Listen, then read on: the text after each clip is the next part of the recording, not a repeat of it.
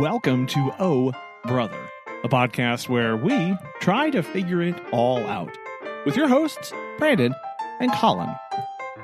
On this week's show, 50 Cent Wings Stump Speech. Ahoy!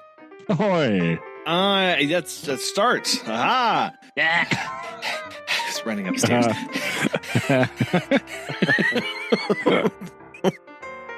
Busy day, Collin? Oh my gosh.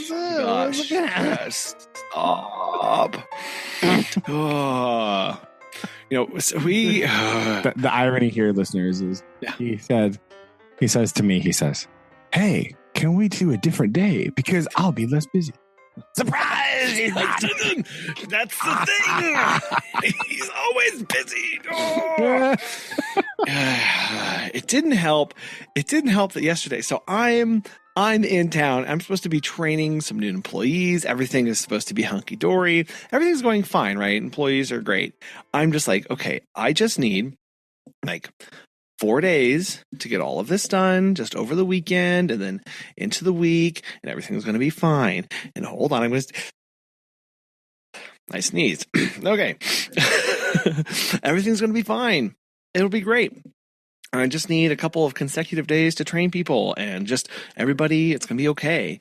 And then, of course, some people in my other service area are like, you know what we need? We're going to request the one service that only Collin does. What's that service, people? Poop scooping. Yes, we offer poop scooping. None of my employees want to do this. Shocking. And so I'm the only one that will do it. And so I finished up training yesterday afternoon, raced back home, did poop scooping at 7 a.m. this morning, raced back down here to do a day of training, completely forgot I had to do an interview for another podcast. So I'm like racing over to do that. And then I'm like relaxed and I'm all ready to be okay. And then I panic because I think I didn't read enough of the chapters for our book today. And so I'm freaking out, trying to read and panic. And then I find my message to myself that's like, don't only worry about reading 4 chapters. And I'm like, oh, well, anyway, I leave that. In fairness, I was explaining to Susan why you sent this message. And I was like, because all the other weeks so far, we've read 6. And this week is less. Yes. So I understand. It makes sense to me why you would have thought that, right? Like, yes, so but I should have caught the book break, but I didn't. But here I am. What's okay? Because this was the first half of book 3. Yes. So I'll tune in later. The what? The what? What are you talking about? But I did anyway. So, but I'm fine. I have water with ice in it. Should be fine. Should be fine. I have been busy. I did ask the librarian for an extension on my book on Edison because I'm not done with that, but that's fine because they gave an extension of a month, so I'll have it done by then, I think. All right. I did have. It's a long one. It's one of those where I was like, how many pages a day do I have to read in order to finish this? And I was like, 87 pages a day. And I was like, that's not going to happen. That's not feasible, really. That's anyway. I don't. Next. So that was fine.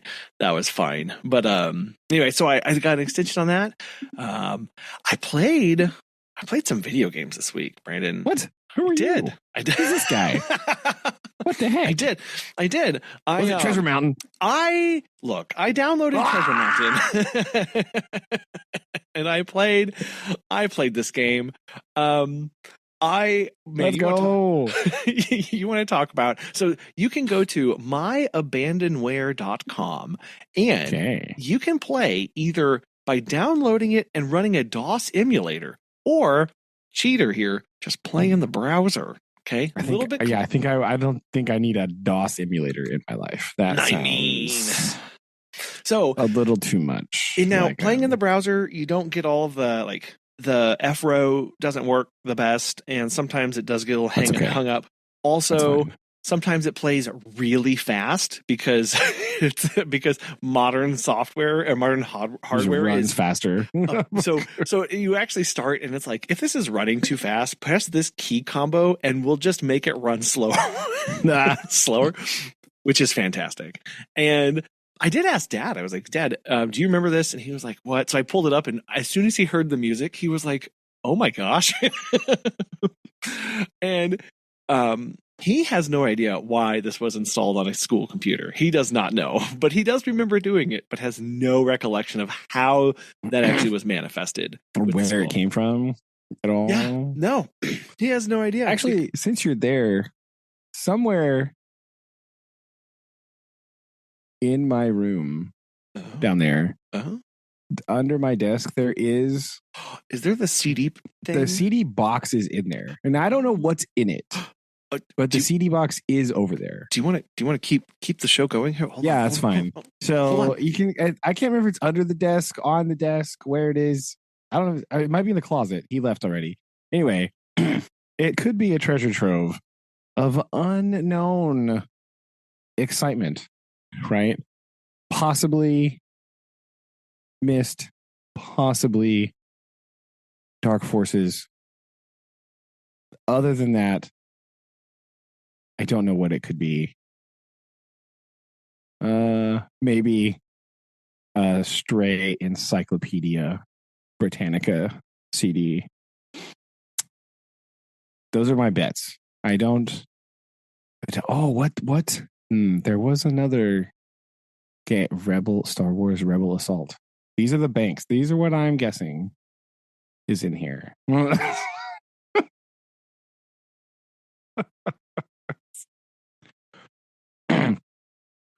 Because I don't know if Treasure Mountain had a CD. It would have had to, because it was too late to be a floppy disk, I bet. Okay, I'm back. I've got to put on my headphones here. Hold on. Okay, I've been rambling. More about what I think is in the box. Okay. Is it in there? Did you find it? No. So it was not underneath your desk. It was in your closet. Okay. I said that right after I think you left the table. So listeners, you got me on this one. Okay. I did say, or maybe in the closet. Oh, wait, I think he's gone. So yes, I did find your Vandal CD and some Dropkick Murphys underneath the desk, but here you go. Not that. So I have everyone's favorite color of beige. Everyone loves peace through vandalism. Right, by the way, shout out Peace Through Vandalism. Listen to that. Okay, good stuff. Okay. I have this. It's everyone's favorite color of beige from the computer era. It's a Memorex CD holder that everyone had to have to keep with mandatory. Everything. Yes. Now, this... I'm going to look through here. The first one, do you know what the first one is here? No, I did also make a list out loud here to myself. I'm pretty sure, at least my guess is for what's in here. Mist, Dark Forces, Encyclopedia Britannica, 97 maybe, and I can't even remember the others, another Star Wars game that I just said literally 2 minutes ago, and I can't remember what it's called now. Rebels? Was it Rebel Rebels? Assault? Yeah. Yep. Okay. Now, 2. Rebel Assault 2. Right. Interestingly, none of those are in here. What? Where did those go? Okay, those were actually in the side drawer of the computer desk. The reason I know this is because Dad looked there. He handed them to me literally yesterday and said, "Can you play these on your computer?" To which I said, "No." But it did get me thinking. Put them in that box. Okay, well, in the box though, it's too full because it isn't really. Yes, it is filled with PlayStation games, including. What the heck? Why are there PlayStation games in the box? I don't know. What has happened here? Supercross 2000 is in here. Oh, okay. Let's go. Toy Story 2. These are PS1 games, by the way, listeners. Oh, yes. Sorry. Gundam Battle Assault 2. I think that's Aaron's. I'm pretty sure that's not mine. Okay. You know what else is Aaron's in here? SpongeBob SquarePants Super Sponge. That is definitely Aaron's. Okay. A game that I personally really enjoyed, Twisted Metal 2. Oh, Twisted Metal 2. Of course, I only played it using the cheat code to get the... for the stupid tank thing? The tank thing. That's the only way to play that game. All right, so listeners, here go. My main in Twisted Metal 2, Spectre. Right? Shout out Spectre. That was my friend. My best friend, he always liked to play Mr. Grimm. Mr. Right, Grimm. the motorcycle one. Yeah. That's a good one. Also, sometimes Outback. I think that was the other one. Aaron really liked Warthog. I know he was a Warthog guy. Oh, yeah. I never really understood Axel. That was a weird one. Yeah. There is weird Twisted Metal lore. I don't recall what that is. Yeah, I did play as Roadkill quite a lot. Oh, yeah. Roadkill. That's the other one I was thinking. Yeah. Very interesting. 1 or 2 players. So yeah, that's a good game. Yeah. Other one is A Bug's Life. Oh yeah. Yeah. We gotta fly. We're not doing well at that one. Also, another one of Aaron's here is the Digimon Digital Monsters Rumble Arena. Definitely good. Here's one of Brandon's, the Cool Borders 3. Oh, yes. What? Yep. Yes. I was like, where the rest of my games go? I think Aaron took some of my games, actually. I think he has them. May have absconded. I think he did. Then we get Gran Turismo 2. There you go. Best PlayStation game ever. Gran Turismo 2. Yeah. I played that game so much. Is Driver in there by any chance? Driver is right behind this one. Oh. Driver. I remember this one. Yeah. Criminal Underworld, driving, Destruction Derby. Yes. Oh, they're the creators of Destruction Derby. Yeah, that game rocks. I was playing the other day. So as you could see, listeners, I do have a penchant for racing games, right? And I was playing Forza 5, right? And on one of there's like you can do these like creator missions to like get points and stuff. So I was doing that, and it was like you had to drive like a really far distance without damaging the car at all. Yeah. And I was like, Driver trained me for this. I'm ready. Now, because the hardest missions in Driver, you had to deliver like a stolen car across the map. Oh, and you could not damage the car. Yeah. On the thing. And it was so I remember it being super hard. Those were the hardest missions. The whole rest of the game was like a piece of cake. Those missions were terrible. Yeah, because you had to be gentle. You had to go carefully. You had to. There was like a time limit and/or being chased by things, right? Yes. So you had to like. Yeah, I do remember that. Then there is Madden 98 in here. Okay. There's a Final Fantasy Tactics, and I don't remember what the purpose of this game was. Do you remember this? To be honest with you, I don't really remember either. Yeah, it's just like a Final Fantasy game, but it's the one where you can have like.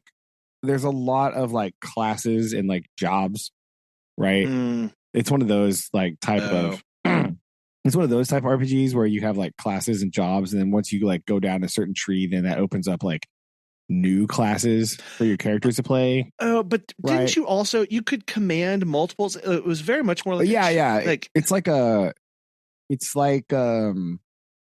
you have different characters and you can like position them on the field, right? Yeah, that's right. It's a little tricky. Okay. If I remember correctly. And then we end with a game that I personally loved as well. Star Wars Masters. Oh yeah. Of Terrace Rossi. Here. Yes, that's a fighting game one, right? That is the one-on-one fighting game. Yes. There you go. Where you can use a lightsaber. 3D fighting at its best. Literally hundreds of possible moves. That is. Okay, I don't know. I think that's false. No, it's what it says. It right here. It says it's intense 3D fighting. Oh yeah. Tekken, this game is not right. Oh, well. I will say it's not hundreds of moves. Maybe over the like 15 characters, right? Oh but man. Like, I also forgot. Not hundreds. There's definitely some missing games then. Either Aaron took a whole bunch or some of them had vanished. I think maybe there's some also underneath the desk. I have to do this. I also forgot, by the way, how they had to say how many memory blocks on a memory card that these took up. Oh, yeah. The old right? PS1 memory card. Oh, yes. Fun times. Yeah. And Madden, I love Madden. It's like 2 to 15. Good luck, people. Good luck. Nobody has room for that. Yeah, because I had too many I had too much Gran Turismo. Gran Turismo, 4 to 15 blocks. Yeah. And this was also during the time where they were changing up the controllers and stuff too. So this was like the DualShock controller was like new. Vibration function compatible is what you didn't have the original PlayStation game controller didn't have the dual joystick. Yeah. Like dual joysticks was insane. This was like literally a revolutionary like invention here. Like Sony really knocked it out of the park with that. They did.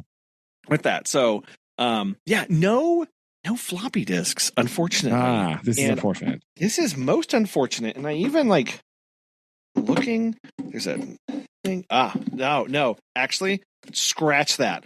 In the next drawer. Okay. the only floppy that I found is from 1991. Okay. This game. Lemmings. Anyone? Lemmings? The Lemmings floppy disk. Literally. It's right here. It's right here, people. Oh, that's a treasure. Don't get rid of that. That's gonna go in. That's got to go to a museum. But yeah, I put that in the safe, bro. That's where those guys go. It's in a little metal safe, actually. Oh, the little. Okay, yeah, I got you. Little metal thing. I remember it was black. The Treasure Mountain was blue. I do remember that one. I did play through. I played through Treasure Mountain a couple times. It was just as magical and as frustrating as I remember. Even now, I'm like, wait, this is a circle. Which way on the circle is the stinking square bush with berries on it? Dang it. Let me just walk in a circle frantically and then go. Yeah. So, yeah. And then the whole thing about collecting treasures, where it's like you could only collect treasures on the things that were half the clue. Do you remember this?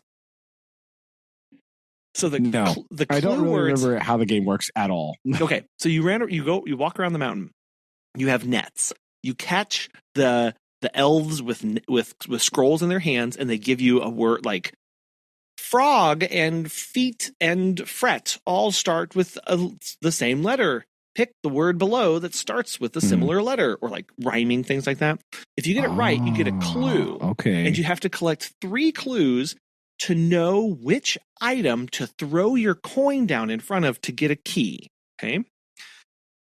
However, okay. And then the key takes you up to the next level, and then you repeat until you get like 3 levels up, and then you get to the top or whatever. Treasure, and then the king looks at you and whatever. I didn't play this to the end. I don't have that kind of time, but I did. But I remembered that if you get half the clues, like it's like square bushes, but it was small square bushes. You could go around and throw your coin in front of other square bushes to try and find the other treasure on that level. And you wanted to collect all the treasure from all the levels multiple times and like put it in your thing, whatever. And then you get a crown at the end. That's what this was. That was Treasure Mountain. And it was about reading and very basic math, like is all this was about reading comprehension. Fantastic. So then, all right. Nice. I says to myself, what's the other DOS game that you remember playing as a kid? So I also downloaded Dark Forces, obviously. Nope. I also downloaded and played. Oh, Indianapolis 500. Oh my God. It was terrible. This is a terrible game. I still cannot make a turn using the arrow keys. This is We had the joystick hooked up to that, I think. I think later Right? you Like- could turn up that you could use the joystick, but originally it was based off of just the arrow keys on a number pad. So it was 8, 2, 4, Yeah. and 5. Oh, yeah. And, the middle one was break or whatever. Or 3 and 5. 4 was break. And I really tried to go around this several times. Gross. I had the cool. This is the one that had the cool. If you ran to the wall too many times, your tire would explode. Like, do you remember that? Yeah, I remember that. There was 3 different cars, and there was allegedly differences between them. Oh yeah, but they were just different colors. I think they're like, yeah. Well, I think one of them was. I think there were like one of them was like faster. Maybe they had different stats. Now, did the stats actually affect how they drove? Don't recall, but I think they did have like different stats. Like, you know how kart games like Mario Kart has like, oh, this has like acceleration but the speed is lower, right? It's like, I think it was like that, right? Yes. So I played that for a little while, and it was fantastic. And I just did qualifying. I didn't really try and do too much with that. Fair. And then That's intense. yes, that was another one that I played for a while, and I was very frustrated by this. And then I said to myself, what's the other one that I remember playing very poorly as well? And this is actually one that we have talked about on this show. I went and played the 1984 Castle Adventure game. Oh yeah, This is the one that we're talking about that was on the little IBM the old thing. IBM, yeah, with like the red screen, like with the fold up keyboard and stuff. Yes. And what I love about this one is this was yet another one where this was from the early days of software. The Castle Adventure. This was on the 5-inch floppy, right? 5-inch floppy. And it was considered shareware. Now, many of our listeners may be going, "Oh, was it?" Yes, they may be going, "How did you get shareware back in the 80s?" And let me tell you, you got it through the mail or a friend. Like, you didn't pay for this stuff. Somebody had to give this to you, and then there was always some information for where, if you wanted to, you could send a check to the person who made it and say, like, "Thank you." Yeah, because I think Dad got it from somebody at like work, right? Yes, one of his old job. Yes, right. I think that's where some of that stuff came from. Right, they just like shared the floppy disks, right? Because that's the opening screen says, you are encouraged to share this program with other users on the conditions that the program is not distributed in modified form. If you are using this program and finding it enjoyable or of value, then your contribution of $10 suggested will be greatly appreciated. And it gives you the name and address of the person that you can mail it to. Yo, that's crazy. Yeah. So Kevin Bales in Atlanta, Georgia, with a phone number here. Shout out Kevin Bales. I'm not gonna shout out your info, okay, but shout out Kevin Bales. Core childhood memory. You're the man. Yes, good job. I played this a lot. Quite a bit. Anyway, I just clicked a button. I played this. I still am very bad at this. Even with an equipped sword, the snake still kills me. And an ogre did as well. It'll do that. That ogre's rough. I remember that. Yes, because apparently, I was reading the help instructions, and it was like, oh yeah, if you have a sword, just run into the enemy and you will kill them. And I will tell you, no, that's not quite how that works. That's not how any of this works. Yeah. So I did a big trip down memory lane with these games and thoroughly enjoyed it. Very nice. Well, I was doing some thinking today, and I was buying some equipment for science projects, right? And one thing that I discovered was that pipe cleaners have lost their name, right? Oh. When I purchased them at the store, they were in a container, like a package that said fuzzy sticks.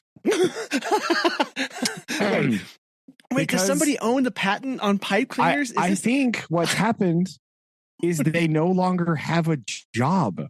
They don't clean pipes any longer. They're only craft items, right?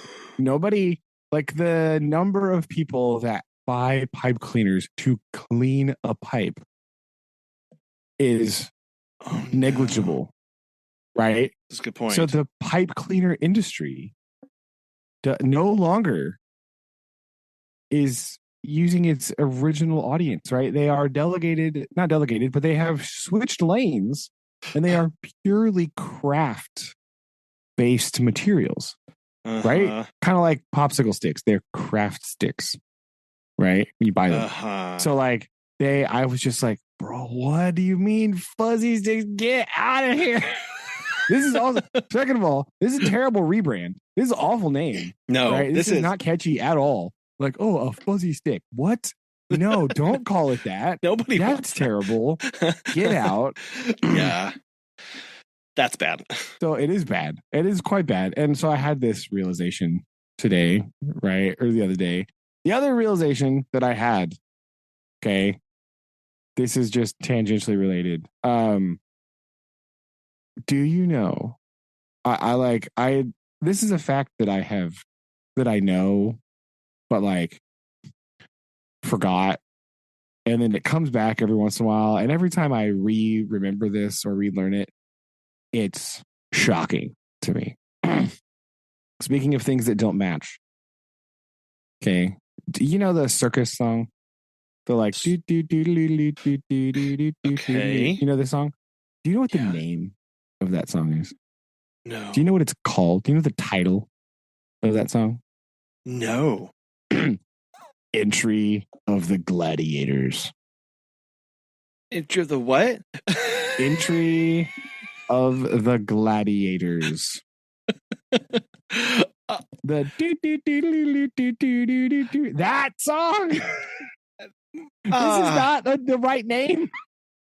The one that clowns come out of the circus cartoon. Yes. Right? The like zany weird circus entry song. The name is Entry of the Gladiators. What? What the heck? Why? I don't understand. This is the least matchy thing of all time. That is bizarre. Was it from something else? I don't know. I didn't do too much deep dive into this. I just remembered today. Oh. Because it was a very long turn of events occurred in which I was humming that song. And then I was like, oh yeah, doesn't this song have like a really weird name that doesn't match? And then I had to re-look it up again. I was like, oh, it does, yes. and then that led me down a really long train of thought in a conversation with Susan about Ridley Scott and how Russell Crowe is actually secretly glad now that Gladiator 2, he wasn't in Gladiator 2 because I hear it sucks. And I don't know why Ridley Scott is the only director who keeps like, he thinks that like the 2000 like epic movie is a thing that people want to have back, and nobody wants that. Ridley Scott. Wow. Okay, you tried several times, right? You did Gladiator 2, you did that other one, the other fight. I don't remember what it's called, like the King movie. Matt Damon, you did that one. Nobody liked that one either. You did Robin Hood. Nobody liked that. Stop it.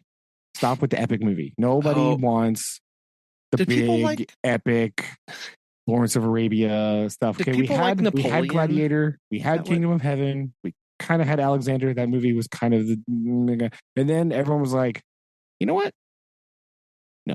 No, we're good, right? Yeah. Once we got Lord of the Rings, we're like, oh, okay, actually, this is all we want. We don't need anything else. Stop it. Well, and people have liked his Alien movies, kind of. Yeah, but he also like he keeps trying to do this like epic, like old school, like big epic movies, right? Again, Gladiator 2.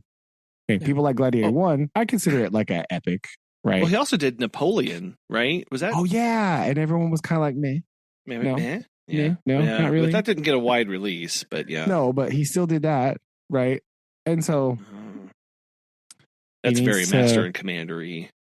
Yeah, again, Master and Commander was kind of another one. It's kind of like that, but like people were kind of like, okay, that movie is like okay, but it's boring, right? It's too long. Yeah. Okay, it's too long.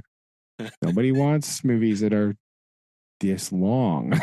Well, maybe you don't, but that's because you're uncultured. I want movies that are long but interesting. The Last Duel. He did The Last Duel. Nobody cared about that movie. It was bad. Right? You want it interesting.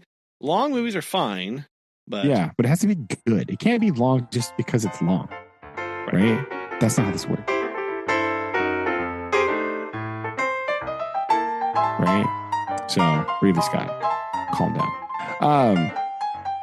Last thing I want to talk about here before we dive into our stuff here. This is even topical, kind of, right? Here we go. Boom. In our themes of our food themes, right? I found a list of most popular Super Bowl snacks, right? Super Bowl's coming soon. By the time this episode comes out, it will have just been over. So go sports ball. Anyway. Yep. Man, those teams really played what, they played. Yeah, they did play. Woo. That thing. Remember that thing they did? That thing was so yeah. And now this again, we two of the least qualified humans to talk about Super Bowl? Yes. I'm just putting myself in that category because I don't watch football. I know. Put it like that. Here's where I'm coming from. I used to watch Super Bowl sometimes with my friends. We would just like hang out, eat snacks as you do, and that was kind of it. Of course. It was like tangentially watch football because of like my grandma, and it was like a casual fan. I watch it every once in a while. It's important to know that I have lived the majority of my life in Missouri, and I despise the Kansas City Chiefs with a passion. Right? I've never liked them. This is not a new phenomenon. I want everyone to know this. This is not a new phenomenon. The only time the last time I watched a Kansas City Chiefs game on purpose, right, was when Joe Montana played for the Kansas City Chiefs. Okay, I want you to think about that. No. That was the last time. That was only because I liked Joe Montana. Well, and then it was Joe Montana. It's Joe Montana, right? Yeah. And so obviously he came to the Chiefs for a couple of years, right before he retired. It's like they do. So I watched them a little bit then because Joe Montana. Yes. But that was it. Oh. Right. So anyway, that's where I stand on football. But I do like snacks, right? And so I wanted your take on this map because it's a little distressing. Oh no! Right? When I think did it come through that I shared with you? Hold on. Could you actually click on it? I don't know if it's it right. Mine has not come through, but I am in a bad self-service. Okay. Hold on. Mm-hmm. Oh, it didn't link the thing. What the heck, bro? What in the world? What's happening? Anyway, let me see if I can get this again here. But I just wanted you to look at this and see. Oh, wait. There we go. There we go. Boom. Oh, there it is. Got it. This is a Newsweek article, so we know it's Newsweek. Definitely... So who knows? Who knows where they actually came up with this survey? Yeah. Right. Part of it is based on Google search data, so take this with a grain of salt. But right, some of these make sense as snacks.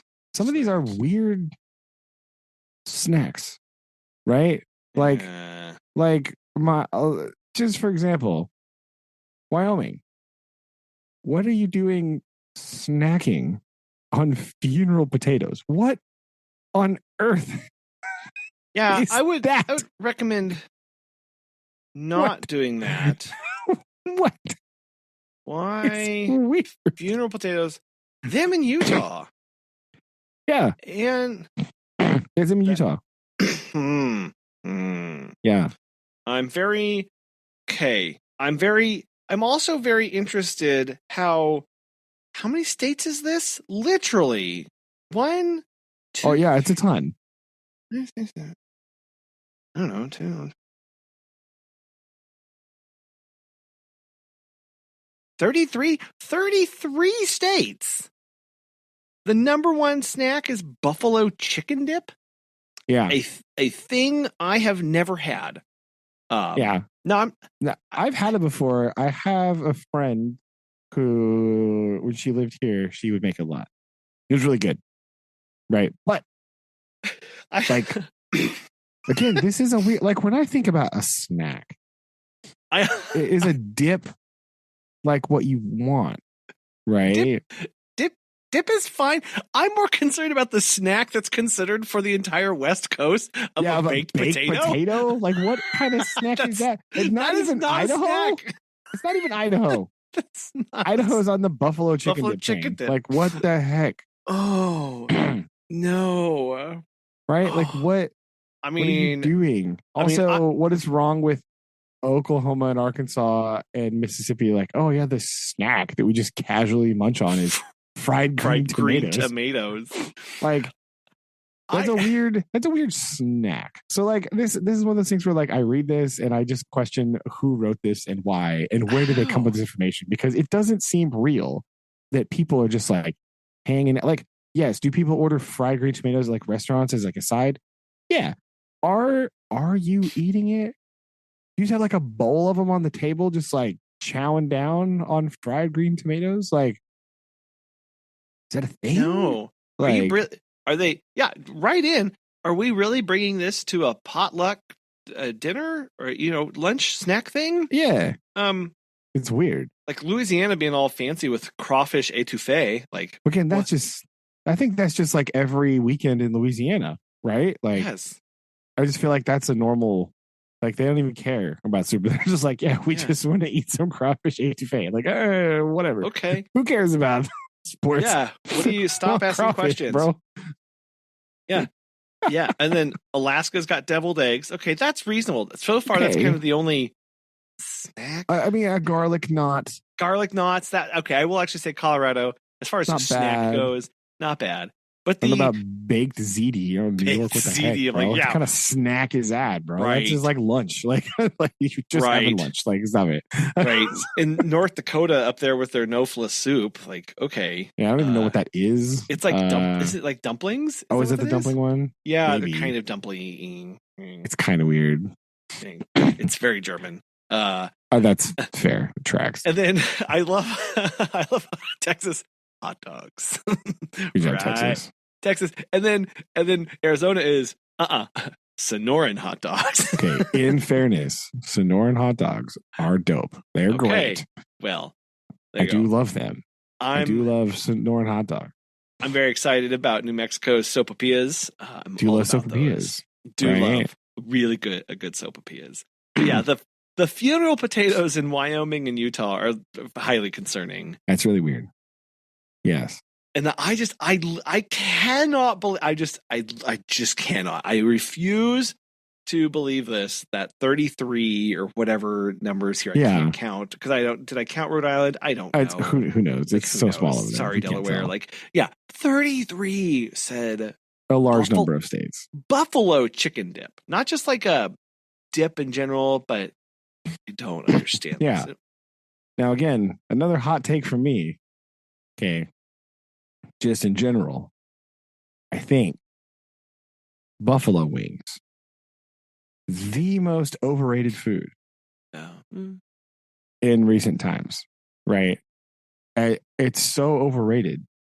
Like, if you even want to attempt to like eat them, like they're so overrated and people like them so much that they're just like, oh yeah, this like 6 buffalo wings is like $12. Like, no.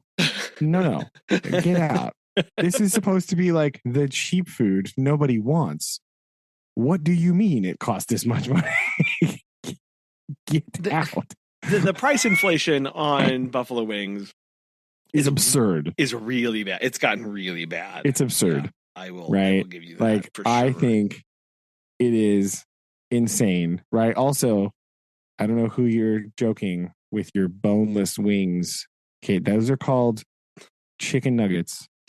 And you cannot convince me otherwise, right? So you just need to stop, right? Yeah, local restaurant here, right? This is the $8 8-piece. This is why I don't like them, right? So this is a 6-piece combo. So like with drink and I guess French fries, but a 6-piece wing combo, $14. Get who's going here? What are you doing? So like 8 wings, $10. That's who wants 8 wings? That's right? too much. That's too much. Too much. That's too much. You used to be able to get them at like again back in my day, like 10 years ago. This was not a thing, right? They were much cheaper. You could order like it was very free. We had a local place that did like 50-cent wings. That's what I was saying. 50-cent wings is what. Right. So me and my friends used to go get like 20 wings at like the place, Yeah. And just hang out. And so this is the appropriate amount for chicken wing. Okay. I don't know who decided that the cast off part that nobody wants is the bougie chicken item that costs more than chicken breast for some reason. Just because somebody in Buffalo, New York was like, hey, what if I put some hot sauce on it? If I was from Buffalo, New York, I would be mad. I'd be mad. I'm mad for you, Buffalo, New York, that people have absconded with your dish, right? They have taken this and turned it into something it was never meant to be, right? They've ruined it. And your name is attached to it, right?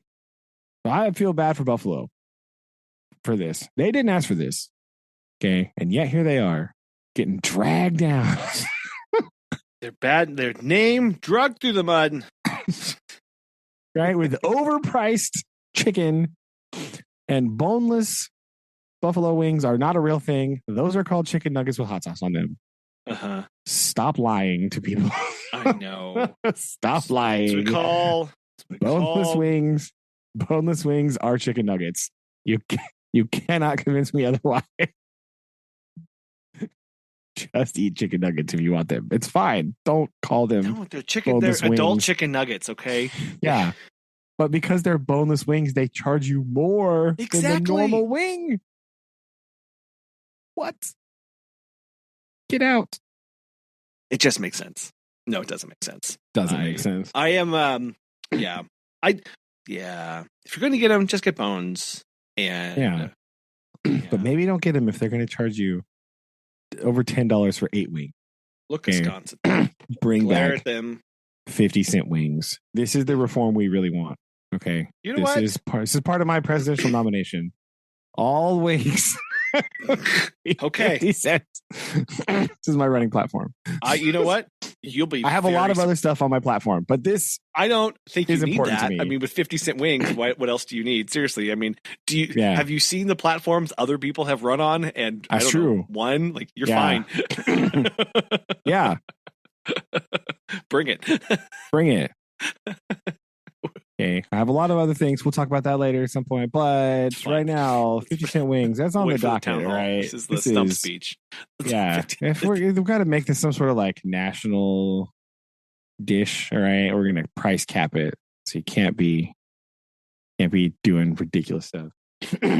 Anyway, before I go off on a big tangent about the wings, it drives me crazy. Get back here. Yeah. Final. Oh, okay. Current. Another segue. Okay. Final segue. We'll bring it back to on topic, right? For the book here. But I do have a World War I death metal band of the week. Oh no. Oh yeah. Oh no. Oh yes. So good. This week we have French band from Nantes, right? From Nantes. This is FT-17, named after, of course, the French World War I tank. Oh. The French World War I tank is FT-17, right? Kablam. Okay. There we go. Now, do I have a lot of information on this band? No, because they are from France. And all their songs are in French. Okay. So that is a bit not of a helpful problem. It's a little not helpful. Okay. Okay. I did listen to one, right? this is hold on. Let me retranslate the Bandcamp page here. This is Ein 1914. Okay, pretty good. Okay. This is like it's sort of, again, this is very like prog metal inspired, because it's like the whole album is like a story of a French teacher who like was in the army. I don't know if this is like real or not, but like the story of the album is like a French teacher, who was in World War, like got drafted or whatever into the war, and in a part of the album they're like fighting the Germans, and that's it, right? So Ain is the department in the north of France.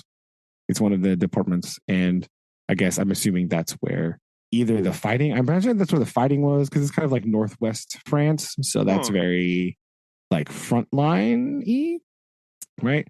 But it's pretty good. It's very like, it's a lot, I like it because it's a lot more like groovy, right? It's a lot, it's like, again, it's a slower, it's not like traditional death metal. It's like melodic black death metal, kind of. Not really black metal. I wouldn't say black metal is in this at all. It's like melodic-y death metal, which is fine. So it's like much more melodic. It's much more like groove centered, right? They are singing in French, so like that's cool. But my French isn't good enough to be able to understand the lyrics of I know. Of a French, it's a feeling death metal song about World War I, but right, it was pretty good. So I listened to that, and it's like an EP, so it was like 9 songs. So I got through pretty quick. So it was all right. It was pretty good. That is the French, as the World War I. Apparently, right, international genres here, right, going all over the place. Had Ukraine and Germany, France. Right? Where will we be next week? I don't know. I'm nervous. Right? I found them in the in metalarchives.com. Yes. Okay. Yes. I have added that information link. There's not a ton, right? Because if you Google FT17, you do just get articles about the tank. Yes. Which you could also read those. That's fine. Or for those listeners who are interested, you can email them at ft17contact@gmail.com. That's what I should have done. Guys, tell me. Come on. Why? Just why? Yeah, why? Good to hear about you. Your vibe. Explain what to me this album. So that I may feature you in World War I metal album of the week. They'd be like, what the heck are you talking about? Like, don't worry, it's a thing I'm doing. It's fine. Why am I doing it? I'm not. I don't really know. But sure. And I don't have an off ramp. Help, please. Yeah, I don't have an off ramp. Luckily, we're racing towards the end of this book, so I probably only have to do it a couple more weeks. Which is fine. Not to say I did not enjoy FT17. I did like them. Sure. Right. So, but that sounds good. Right. Okay. They're added to the show notes. There you go. Okay. Official. Right.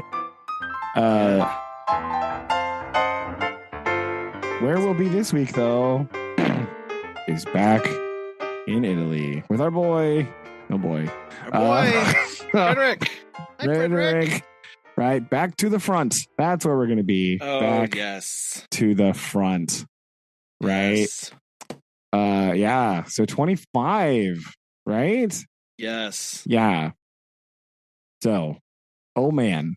I feel like 25 is, I think, one of the longest chapters we've had, like, period. Like, at all. It's quite long. And so I think by Hemingway standards, that means that we have some gravitas here. I think this is kind of important, right? Like, we get back to the front, right? And he's just back. It's the same place pretty much that they were before, right? So in all this time, all this has happened, right?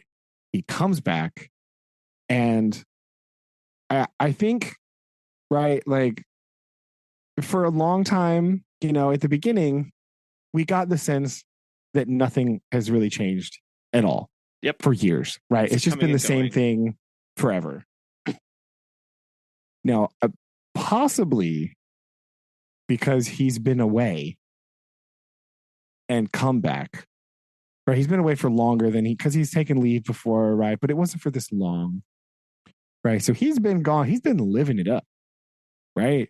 Been hanging out with Catherine and convalescing, right? And all this stuff.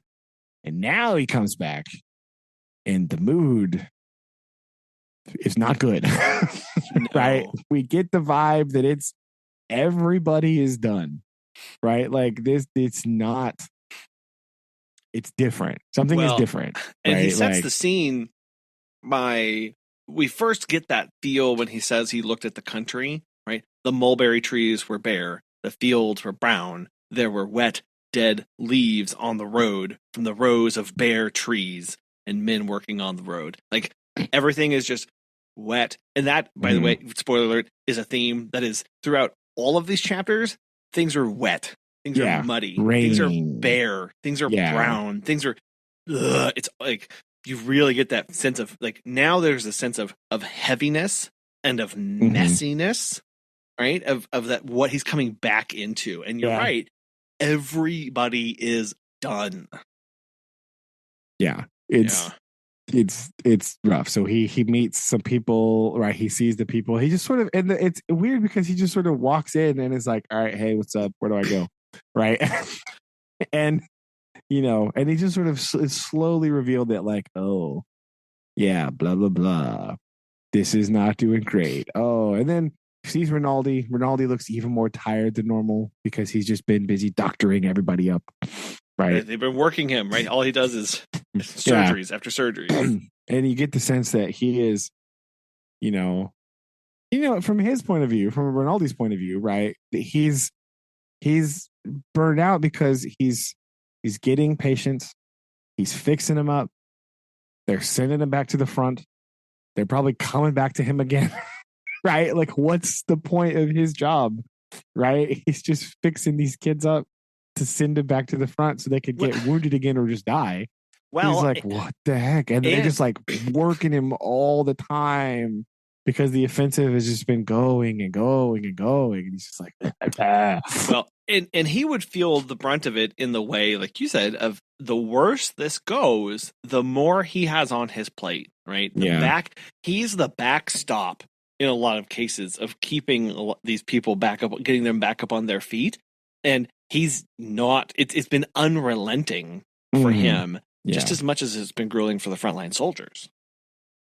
Yeah. And I think that's another instance of how this kind of, like melancholy, sanctuary, kind of fake lifestyle that they had at the beginning of the book is now like, no, it's literally your doorstep. Like, it's now, it is impacting everything that you had experienced before. Yes. And like we see that at dinner time. Right? Oh my gosh. So dinner time, this really comes to the fore because, we get this. He's like, oh, I'm going to put my stuff back up and I'm going to go. He just like, kind of goes back to his old spot, but like everything is different. It like doesn't fit.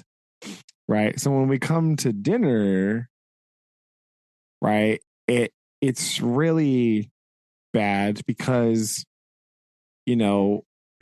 it's like we just get the sense of like it's not like it was. Like, and Rinaldi is drunk and he's trying to make it like it was, or he keeps trying to joke, and they're like, the priest is there and he's trying to like razz the priest, and it's just like, it's just not the same. It's not working. Right. He's trying to like convince himself, oh, if I can be happy, I want to make Federico happy. I want to blah, blah, blah, blah, blah. I want it to be like it was because now it's worse and terrible. And I want it to be like it was before, but it can't be. Oh, yeah. Right. We can't go back.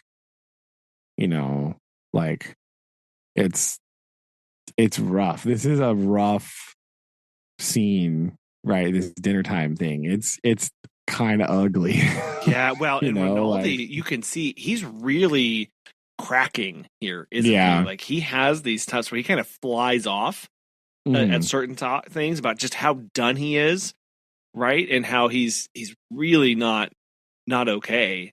And the Major is also not doing well here, and he's like, like he's like he's also at several points in here just being like shaking his head, like just stop, like no, this isn't good, because Rinaldi's getting really worked up, and this is just, you can feel how tense all of this is.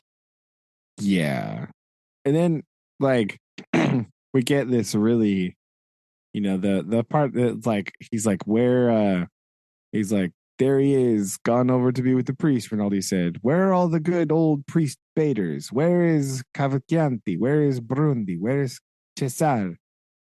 Right? We don't get an answer for where they are. Right? So like,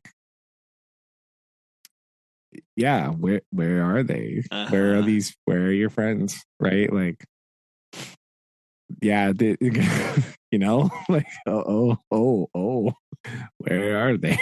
Oh dear.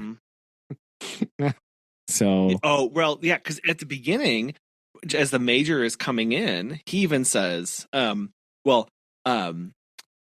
Federico here, he says, hey, he says, I miss the noise of the mess, I said. And the Major said, yes, it's quiet.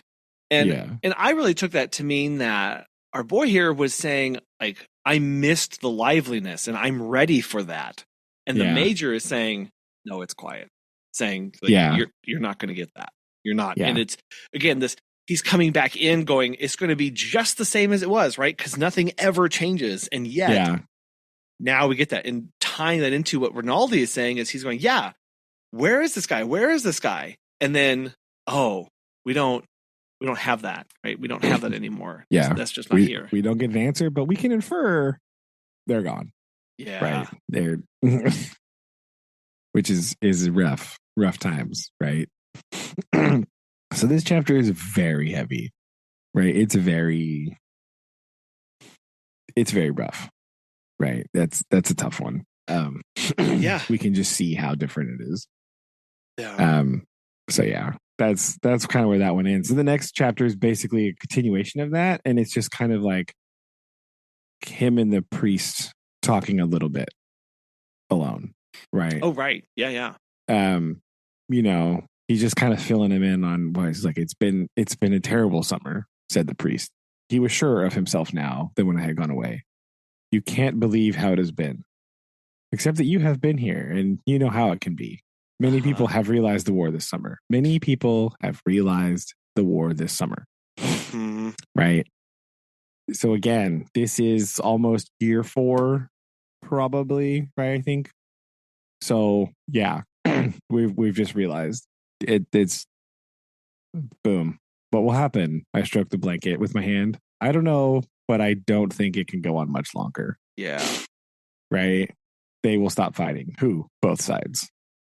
I hope so. You don't believe it? I don't believe both sides will start fighting at once. I suppose not. It's too much to expect. But when I see the changes in men, I do not think it can go on. Yeah. Who won the fighting this summer? Oh, yeah. No one. Right? No one. It just keeps happening. And, it's just the priest is even like, oh boy, I see this. I see the changes in the people. I see that it's not good. Right? It has to stop because there's no way that people can continue this for much longer because it's so bad. It's so awful. Right? They're realizing, like, no matter what we do, nothing is getting better. Right? Like, ugh. Yeah. And yeah. And the priest is trying to hold out some hope here, but then as he's talking with Federico, the priest, keeps saying a couple times, like, no, you discourage me, right? This isn't a good talk, right? Like, he's trying to hold on, but it's not going well, right? So that's a short and sweet, poignant, but man, is it? Well, because they start talking about a lot of, like, how are they going to feel any other way, right? Like, but because we are beaten. And the interesting point here is many of the soldiers have always felt this way. It's not because they were beaten to start with. They were beaten when they took them from their farms and put them in the army. And it's like, yeah, you're not dealing with a really like raha, like super moralized, and energized group of people here. You force them away and into this to fight for something that they don't even believe in.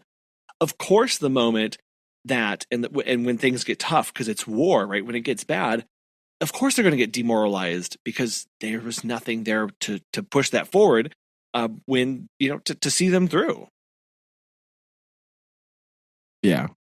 So it's pretty rough. Yeah. 27, right? Start talking about, we get some strategery here, right? Oh, so yeah. We're kind of talking about it's about time to, like, it's not going well. And we got to start, we're going to retreat, right? We're leaving the line, right? That's kind of the crux of this chapter. And this is like a big change, right? This chapter we're getting some pretty drastic changing here, right? It's pretty crazy. Like, this one was is this one, the lead up to this, it's all about, again, I like how he's a driver, so he's talking about a lot of the roads and where things are and how they're related to that. And it's a lot of, this chapter starts with a lot of like, they were supposed to attack, but we didn't believe that. We were supposed to attack. We also did not believe that. And it's a lot of again, we're starting to see a lot of disorganization here. Really, like up until now, we didn't see that level of stuff because it was kind of, again, it was far off. But now we're seeing, how close it is at hand, how there's so much, people so unsure about things happening, and nobody really knows what's going on, and nobody believes what's going to happen. And so he's talking with Gino, right? For a lot of this opening part, this soldier guy, and they're talking about, the line and fighting in the mountains and how it's kind of weird, and why would you not want to fight on a plain, because you can't hold a mountain because you just go around you, right? It makes sense. But he was like, what were you going to do if you had a mountain frontier? I asked. I had not worked that out yet, I said, but we both laughed. And they start talking about this. They said they would let them down into the plain and whip them there. Yes, Gino said, but those were Frenchmen, and you can work out military problems clearly when you are fighting in someone else's country, right? So they're again referring to the Austrian campaign of Napoleon, right? About how Napoleon just came out of the mountains and let the Austrians follow him and then like beat him up on the ground. But he says, when it is not your own country, you can use it. You cannot use it so scientifically, right? So it's easy to fight in somebody else's country. It's much more difficult to fight in your own country. Yes. Right. Because the French will be like, oh, we'll retreat and we'll lose these villages. The Italians don't want to lose their villages. The villages. Yeah. Right. Yeah. He said he did also say, he did make the joke like, oh, the Russians did to trap Napoleon. He's like, yes, but they have plenty of country. Right. If you tried to retreat to trap Napoleon in Italy, you would find yourself in Brindisi, which I'm assuming is in the south of Italy, right? Yes. So yes, there's a lot like of... you just retreat the whole way and just run out of right. If you retreat on the eastern front of Russia, you just like there's nothing there, right? So by design, right? This is why they did that. But like he's like, if you retreat in Italy, you just run out of Italy really quick. It's not a whole lot of place to go. Right. Yeah, it's not that big. Like well, and then he gets more into discussion of the lack of food that's really around. So again, you're starting to see this more, there's really, for some reason, there's not a lot of food around and they can't quite figure out. I mean, Federico, I think, says that some people are selling this somewhere along the lines. Oh, right? yes. There's some scalping going off here when it's not making it all the way. Yeah, because he says, they give the battalion in the front lines as much as they can, but the ones in the back are very short. right? They've eaten all the Austrian potatoes and chestnuts from the woods. They ought to feed them better. We're big eaters. I am sure there is plenty of food. It is very bad for soldiers to be short of food. And I like Frederick's response here because he says, "Don't you think this makes a difference?" And Frederick says, "Yes. It can't win a war, but it can lose one." Oh, yeah. Right? Like, yeah. So our supply line is gone wrong, right? There are some problems here with our supply chain. Like it's gone down, right? It's all bad. Like, so there's some bad things happening here, and they can't get enough stuff, right? So that was a little rough there. And then this next paragraph, though, when they're talking about this, right? We won't talk about losing. There is enough talk about losing. What has been done this summer cannot have been done in vain. That's what Gino says. Yeah. But he kind of goes on this big long paragraph here, and he talks about how I was embarrassed by words like sacred, glorious, sacrifice, and the expression in vain, right? We had all heard them, sometimes standing in the rain almost out of earshot, so that only shouted words came through, and had read them on proclamations and were slapped on bill posters over the proclamations not for long. I had seen nothing sacred, and the things that were glorious had no glory, and the sacrifices were like the stockyards at Chicago, if nothing was done with the meat except to bury it. Yeah. Right? So there is no, right? Abstract words such as glory, honor, courage, or hollow were obscene beside the concrete names of villages, the numbers of roads, the names of rivers, the names of regiments, and dates. Yeah. Yeah. I had actually highlighted all of that on mine as well. Yeah. The imagery here, going back to the sacrifices like stockyards in Chicago, if nothing but bury the meat, like literally the meat of war that the humans ground up in the machines, the mechanics of war for what end? He's saying it's like all the slaughterhouses of Chicago slaughtered all of the cows and all the pigs and everything, and then just turned the next day and buried it over. It was pointless and meaningless and waste and a waste, right? Of all of that effort and all of that, all of that. Yeah, like that. It was bad, right? There's this reminded me. This whole paragraph reminds me of a poem, right? Are you familiar? I don't know if you know about this. This is Wilfred Owen, right? He died in 1918. Right. He's a World War I soldier. Yeah. And he wrote this poem called Dulce et decorum est. Right. Because it's about just like how terrible the war is. Right. And so we'll link it in the thing. I don't want to read it but it says do you want me to read the whole thing? It's kind of long, but like the last line of this poem is, "To children ardent for some desperate glory, the old lie, dulce et decorum est, pro patre mori." Right? It's the old lie is it is fitting and right to die for your country.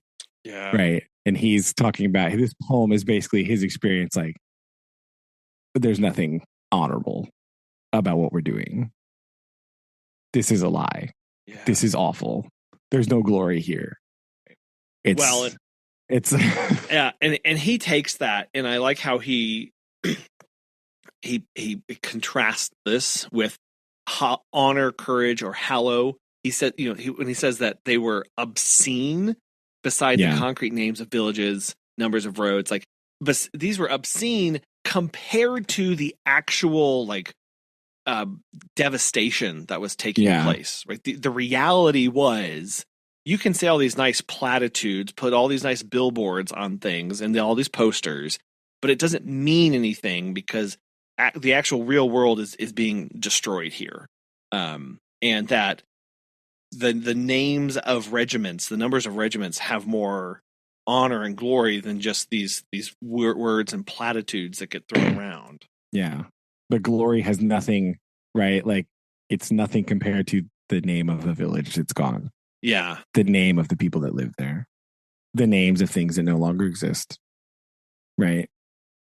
That's not glory. Right? Like that's Yeah. Yeah. Yeah. So yeah, that was a real like that was that chapter that yeah, so it made me stop, and I stopped and read that poem while I was reading this. So I forwarded. You can put it in the show notes. Yes, I have that. I have that. But yeah, so anyway, we're in this downturn. Okay. Yep. Oh, and so we're it stormed all that day, by the way. Yes, of course. Right. Again, if you need Hemingway to beat you over the head with how it's going, just listen to his descriptions of the weather. Yes. And you'll be quite. Collin is on to something here. Oh my gosh.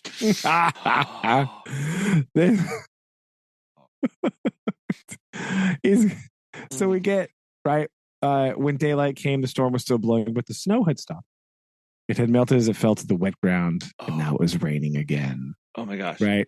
The bombardment started to the south below the long wooden ridge where the Austrian guns were concentrated. We expected a bombardment, but it did not come. Mm-hmm. Mm-hmm. So they're breaking camp, right? They are basically getting ready to leave. So they're going to forfeit this and they're going to leave. So they're trying to figure out the evac plan, right? Well, sorry, I have to say there's this back and forth with one of the majors. Right. And it's very confused because there was the word from the division and he's like, yeah, but we're the Army Corps.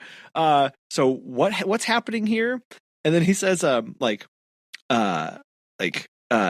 look, you need to just get your orders right here. And then he said, are we going to retreat? No, we're not going to retreat. He says, just in case we do retreat, what do I actually do? What will I take with my cars? Hospital equipment. All right, I said. And then the next line is the next night the retreat started. Yeah, because he's like, I've never been part of a retreat before. What do I do? Yes. But we also have this like other interesting sense that happens here because right. They're talking about retreating and they're talking about like what's happening. They're trying to figure out what the Austrians had broken through the 27th Corps up towards Corpreto. And he says, it's the Germans that are attacking, one of the medical officers said. Uh-huh. The word Germans was something to be frightened of. We did not want to have anything to do with the Germans. Uh-huh. Right? So we've got this, like, before we're like, it's kind of almost like, the Austrians, whatever, it's fine, blah, blah, blah. They're like, oh no, the Germans are attacking. They're like, nope. Don't want anything to do with that. That's bad. We know that's bad. We've heard about what the French have been doing. Okay, yes. We're done because we're not. And after that, we heard about Verdun. We're out of here. Yes. Well, and after that, the guy just comes back and he even says, well, at this brigade, they say the line is to be held. They say it actually hasn't been broken through badly and that we will hold a line across the mountains. And he keeps reinforcing like we are to hold. And then no, it's bad. Right. Yeah. They got to get out. And so we're out. Right. The retreat was orderly, wet, and sullen. In the night, going slowly along the crowded roads, we passed troops marching under the rain, guns, horses pulling wagons, mules, motor trucks, all moving away from the front. There was no more disorder than in an advance, right? Like it's just like so they stop at the hospital, right? And they're kind of like getting everything packed and sorted out. Yeah, so now we're in the retreat, right? And they've stopped. They get back to the thing, and they kind of are like fixing up they're loading up all the stuff from the house, right? The house that he was staying at previously, right? Yeah. They make it back there, yeah, yeah. They make it back there, and so they stop. And he's like, "What are we doing?" He's like, "Nah, we're gonna stop. We're gonna service the car, right? And then." We'll sleep for about 3 hours and then we'll keep going. Right. Yeah. But this is very like, this part it sort of like tells you about what year you're in because they have to be like, oh yeah, we've got to stop, change the oil, check the differential, fix the car, and then we'll go. Right. These are like kind of super old, barely hanging together like army trucks, right? So I'd say so. So yeah. They stop and they're just like, all right, we'll sleep. we'll hang out and then we'll leave. So they kind of rummage around and they look for any. They argue about where they're going to sleep, and he's like, "You should sleep here in the major's room." He's like, "Nah, I'm going to go to my old room. Right, I'm going to go up there. It's fine." They rummage around, look for, is there any food? Oh, they left some wine. Oh, of course they did. Oh, yeah. And had any wine in his book, and if you well, yeah, he said, what did Bonello say? He said, "I like a retreat better than an advance. On a retreat, we drink Barbera." And then they're just like, "Yeah, we drink now too. Yeah, tomorrow we drink, right?" And it's like we get to drink the good stuff because we can't leave it behind. We're not leaving it behind for the Austrians, so we're gonna take it with us. Well, and here they keep talking about, we have to get to Udine, right, or whatever this is. Like, this starts coming up. Okay, we know where we're going. That's the place where we're going to be, I guess, safe, right, from this. So this is where we have to get to this place. And they're all like celebratory, and I think this speaks to the earlier conversation about how they were all beaten. Like, these guys are ecstatic that they're retreating, right? They don't want to be fighting. They're done. Yeah. Like, forget the Austrians. We're out of here. Yeah.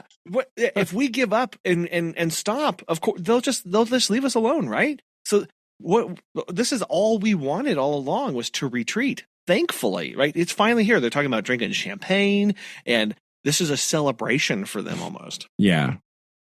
So they're getting ready to go. They take their little nap.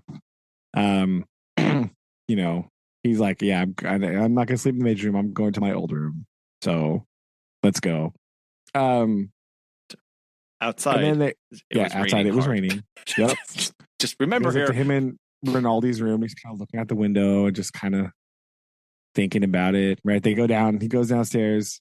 He does sleep for a little bit, and they go down. They have some spaghetti, with onion, and they kind of just hang out. And they're like, "Okay, well, let's go." Well, yeah, because they're like, "Well, it's not, this is a better town where we currently are than where we're going." And he's like, "I don't know, I've just been through there." He's like, "It's not much of a place." So also, they kind of like this place. They've spent so much time here. They have like they're like nostalgic for this house. Yes. And this area. Like, this was the good place to be. It was comfortable for them. And it's also this, like, they did have it really good. It was really nice. And now not only are they having to leave all this behind, but they're having to go to an even like worse. I know he hasn't been there, but it's like, we're going to a worse place now. Like, that's where we're retreating to. Yeah. Okay. A worse place. That's worse, right? Yeah. He does ask him to get he's got a locker, basically get that out of thing. And he does, there's also, again, with this weird thing, he's like, "Oh, who are you going to ride with?" And he's like, "Well, I'll ride with Amo, and then Piani, and then with you." And he's like, "I'm afraid I'll go to sleep." And he's like, "Okay, I'll ride with you, and then Bonello, and then Amo." He's like, "Yes, this is the best way. This is the best way, right?" He's like, "Because I'm tired. We've been doing all the stuff we work. I'm tired." And he's like, "Fine." So well, and these throughout this whole time, let's not forget, did he become a lieutenant with the papers? He's been a lieutenant the whole time. Okay, right. Tenente is like Tenente, right. Yeah. But they're all calling him that. I feel like, are they calling him that more now than in the beginning of the book, or did I just not pay attention? I mean, it feels like now, because now he's the one in charge. Like, the major's not here. Right. Yes. So they're like deferring to him. Like, they have been calling him that the whole time, but like, this is the first time they've actually, like, they just talk to him like that. That's just what they call him. Right. They just go like, "Hey, Lieutenant." Right. But like, this is the first time they're really deferring to him for orders. Right. Because before it's just been like banter and like whatever and blah, blah, blah. But now in this chapter, they're talking to him a lot because they want to be told what to do. Right, they're kind of like, "Oh yeah, it's fun time," but they also want reassurance, right? Right. You're right. I apologize to all our Italian listeners out there for butchering your language. They like it. No, well, you're right. They know I can't speak Italian. That's fine. They don't even. This is the best it's going to get. I think that is the difference here. If there's a lot more deference here, they really are like.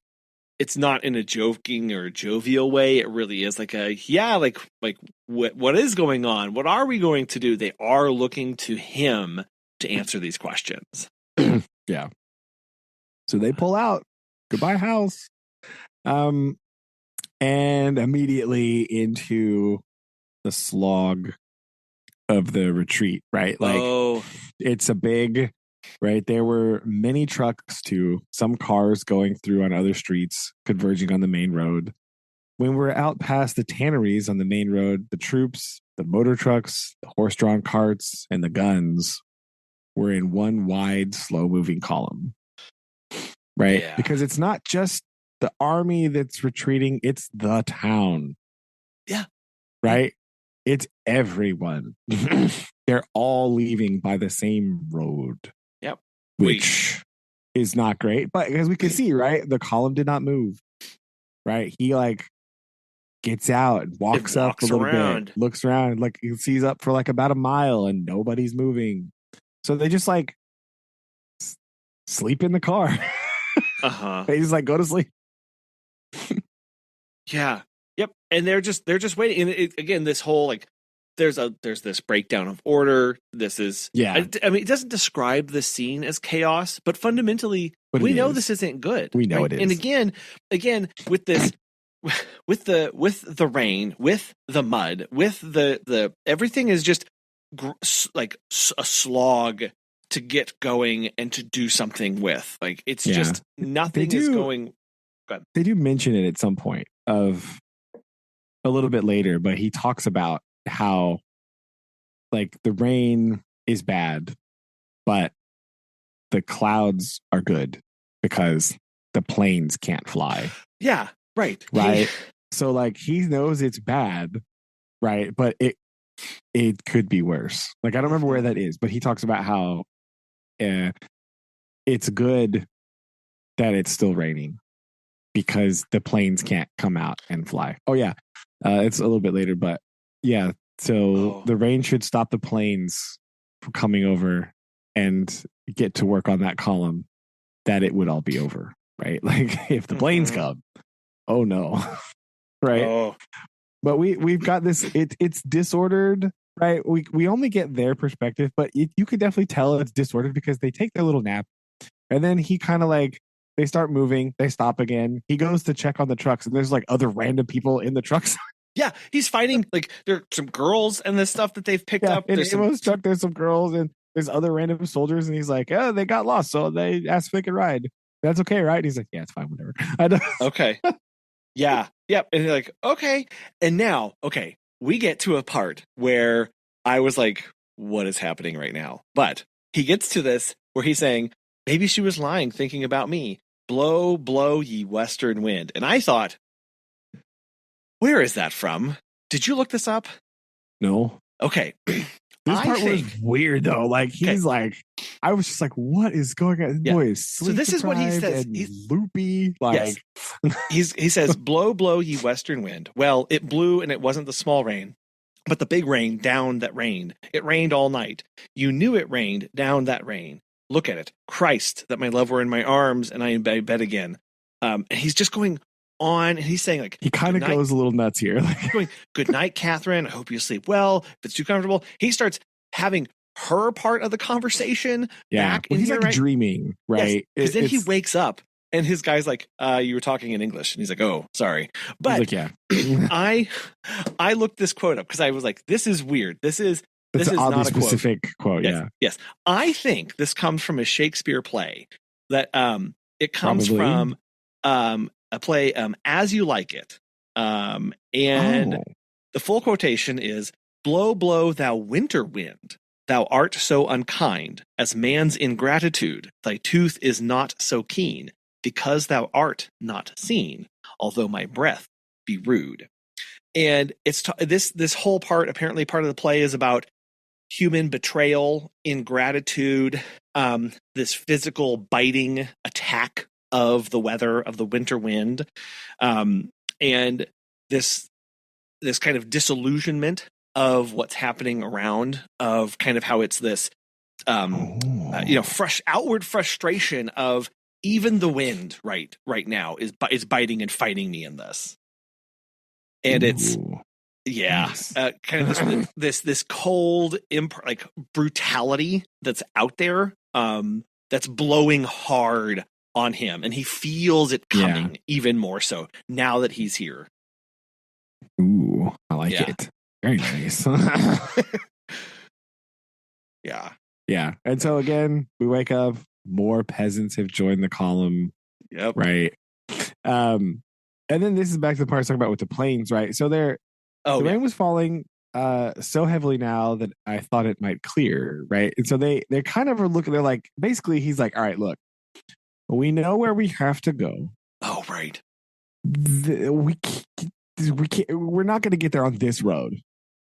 So we need to strike out and get to try to find another route, right? Because sticking with the column is not going to be good. So he's like, we got to go somewhere else. So he kind of talks about like, I know I've driven these roads before, but I've never really paid attention to the crossroads. So I want to find a side road to take across country, right? I knew there were many side roads, but did not want one that would lead to nothing. I could not remember them because we had always passed them bowling along in the car on the main road, and they all looked so much alike. So he's like, well, I don't want to take this risk and get to like a dead end. That would suck. But we don't need to stay on this road because we're never gonna make it anywhere. Yeah. So he starts going back and saying like, hey guys, you ready? Also, do you have people in here that can push? Yeah. That's funny. He's like, hey, because we're gonna get stuck. And so, we need to make sure you have people that can push. He's like, we got to get rid of the girls. He's like, no, it's fine. He's like, all right, but get somebody that can push, all right? Get some push. Right? They won't be very useful. I said, you ought to have someone that could push. pick up somebody with a wide back to push. Right? It's ridiculous. Oh my gosh. So they go on the side road, right? They do. Standing on the step and looking up, I could see Panini's car pulling out on the little side road and starting up at his car showing through the hedge of bare branches. So they go up there, they lead to a little farmhouse, and they're kind of like, crap. Okay, it keeps going though. Right. They're like, okay, the road keeps going, right? Because it's kind of up on a hill, so they can see the line. They can see the main road where the retreat was passing. They kind of started looking through the house. They found a little farmhouse. They decided to take a break there and have some lunch. There's these two other sergeants there who he doesn't really trust them. He doesn't really like them. Those other guys that were in the car. Two sergeants, right? Yeah. They're like going through the house. He's like, where's your friend? He's like, he's in the bathroom. He's like, Right. Because he came out with a clock in his hand. He's like, put it back. Yeah. He looked at me. I went to the house and came back without the clock. He's like trying to loot the stuff. He's like, bro, stop it. No. He's like, we'll take the food. Okay. This we're not taking the stuff. Right. This is going, you're seriously, you're looting and like, they're looting from their own people at this point. Yeah. Right. Really. Like we have to remember that here. They're in Italy. Yeah, they're in Italy. These are Italians. These are Italians. And this is just like the how you have this, well, there are no rules, right? And how some people immediately take advantage of that. Yeah. And how it is interesting that Federico could have cared less about anything going on. And he was so nonchalant and so nonplussed about the war. He didn't care. But like, he's upholding like this. There are some like there's decorum to be had, right? And he does that throughout. Like the two girls in the truck, right? There's a conversation about that he's like, okay, like stay safe. And then like this, put the clock back. Like we're not animals here. Like come on. Yeah. And it is interesting how he's still holding order and he's still keeping this together, right? As far as like getting to the goal and problem solving and keeping this moving ahead, even though like at the beginning of the book, he didn't have a care or reason to really do much more effort than anybody else. Yeah. But he's really taking charge here, right? partially because of his rank and partially because he has a reason to want to get the heck out of here. Right. So he's just kind of changed a little bit here. But yeah, I did also like, they're like, oh yeah, we've got cheese and wine and apples. He's like, ah, yes, a good breakfast. Yeah, right, whatever. Yeah. And they're, the sergeants are all grumpy. They're like, we should go, blah, blah, blah. And he's like, we will, in the most Italian way ever. The Bonello is like, yeah, we will go. It's fine. Don't worry. An army travels on its stomach, I said. What? Asked the sergeant. It's better to eat. Just eat. Just shush. Right. Yes, but time is precious. I believe they've eaten already, right? The sergeants looked at him. They hated the lot of us. Yeah. That's a fun time. Like they can walk, get out of here. Yeah. But yeah. So they're getting ready to go. He's like, all right, well, fine, we'll pack up, we'll get ready to go. Bonello comes out carrying some giant jug of wine, and he's like, we can't bring the jug. It's too big. He's like, give me the canteens. I'll fill it up. He fills up. And then he sets it out. And then, yes, I love this part. Again, after this whole thing, he's like, he filled the canteens and some of the wine ran out of the stones in the courtyard. He picked up the jug and put it just inside the door. The Austrians can find it without breaking the door down, he said.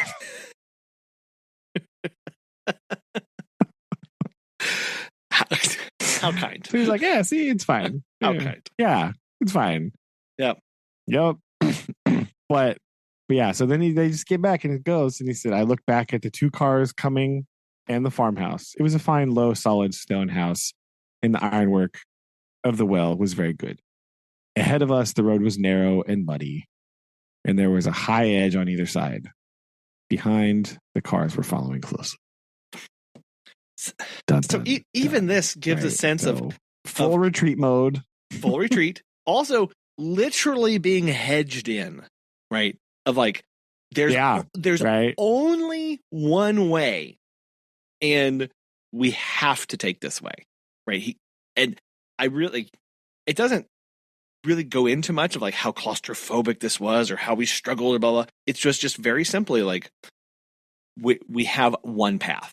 We can't go back, right? Cars falling closely behind.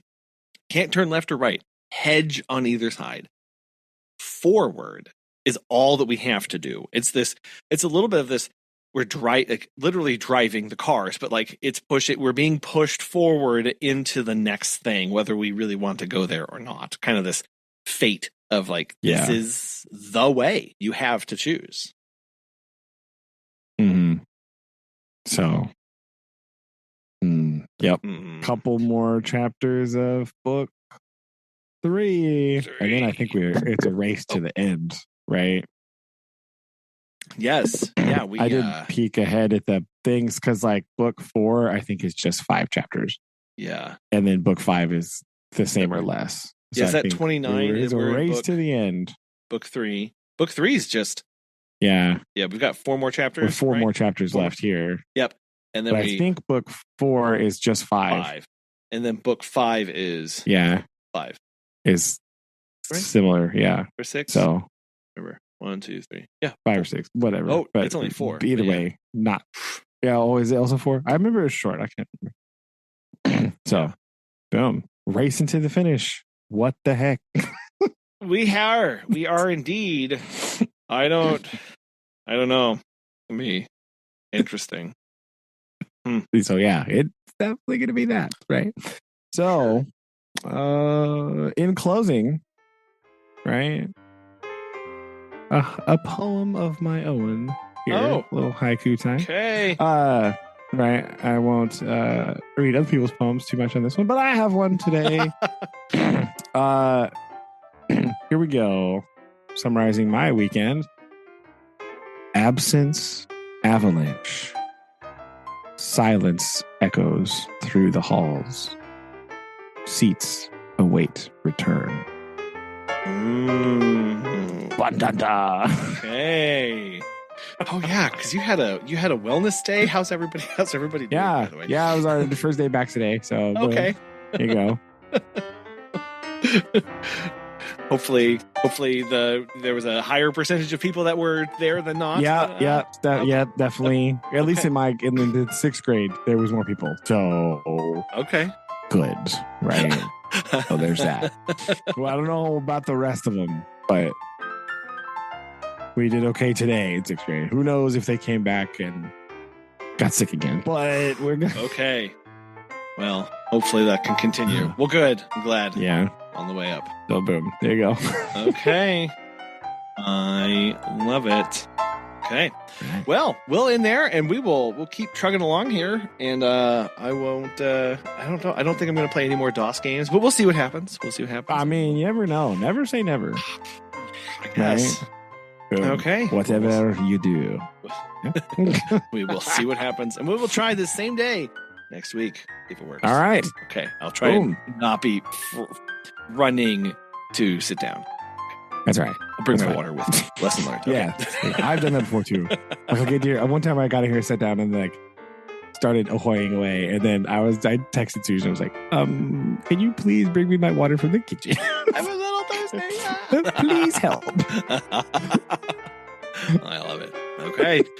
Well, we'll do this again. All right. Okay. Love you. Love you too. Bye. Bye.